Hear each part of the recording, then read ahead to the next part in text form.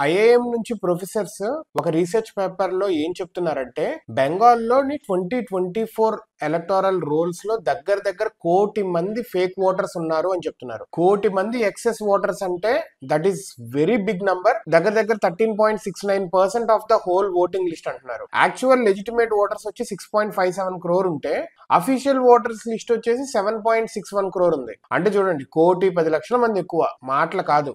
ఈ ఇంత excess voter problem అనేది వెస్ట్ బెంగాల్ డెమోక్రసీ మీదే క్రెడిబిలిటీ ఇష్యూ తీసుకొస్తుంది. ఈ నంబర్ చూస్తుంటే మెయిన్ ప్రాబ్లమ్ ఫ్రాడ్యులెంట్ ఓటర్స్ మీద, ఇంపర్సనేషన్ మీద, మ్యానిపులేషన్ ఆఫ్ ఎలక్షన్ అవుట్కమ్స్ మీదే ఇది ప్రభావం చూపించే అవకాశం అయితే ఉంది పక్కాగా.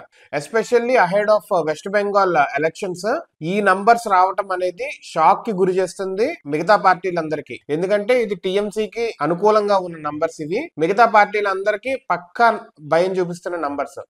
వెస్ట్ బెంగాల్ బీజేపీ లీడర్స్ ఏమంటున్నారంటే ఆన్ గోయింగ్ ఎస్ఐఆర్ ఉంది కదా, స్పెషల్ ఇంటెన్సివ్ రివిజన్, ఈ ఆన్ గోయింగ్ ఎస్ఐఆర్ అనేది దగ్గర 1,00,00,000 మంది నంబర్స్ అనేవి డిలీట్ చేస్తుంది.